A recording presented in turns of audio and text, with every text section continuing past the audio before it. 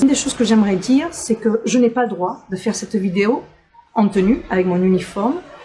Il est très probable que je subisse des sanctions de la part de ma hiérarchie. D'ailleurs, pour le travail que j'ai fait pendant ces 2 dernières années, j'ai subi 5 sanctions disciplinaires, desquelles je me sens très très fière. D'ailleurs, je dis que ce sont mes 5 médailles.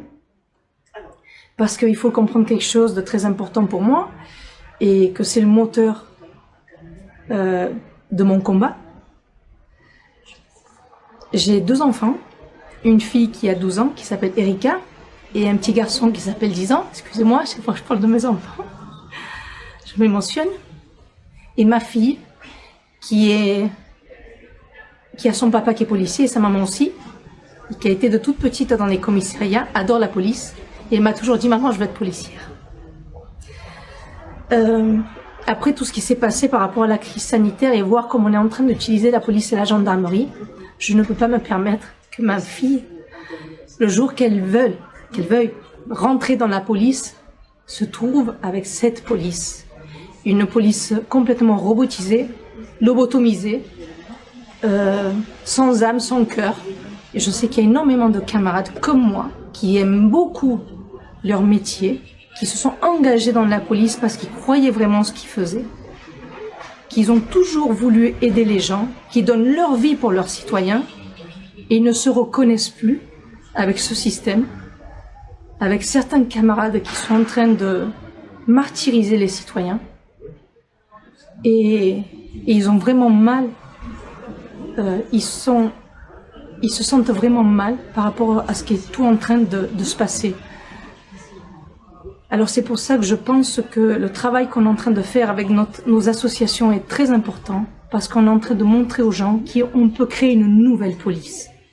On peut lui rendre vraiment son sens originel, on dit comme ça.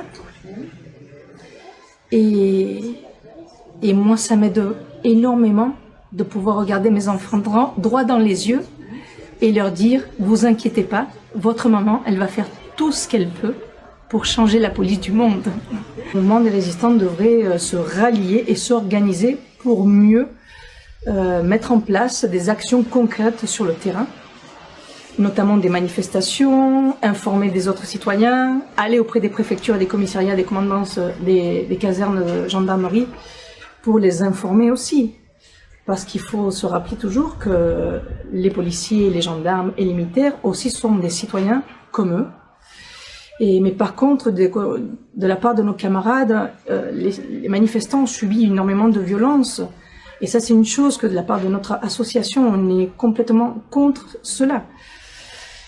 Après, je pense que le nombre dans les rues, d'une manière totalement pacifique, ferait basculer les gouvernants, les politiciens, et même nos camarades qui ne sont pas convaincus de tout ce qui est en train d'arriver, qui écoutent toujours le discours officiel, et même ceux qui sont en doute, parce qu'on sait qu'il y en a énormément de camarades à nous qui sont en doute, qui ne savent pas quoi faire et quoi penser, ça les interpellerait, et je pense qu'on pourrait arrêter tout ça. Sonia, entendre ça, parce que moi j'ai beaucoup assisté au débat qu'il y a dans les gens qui résistent et qui manifestent. Il y a 2 tendances. Il y a ceux qui disent oh, vous allez bien, c'est des manifestations, ça ne sert à rien. Et d'autres qui disent il faut insister, des manifestations.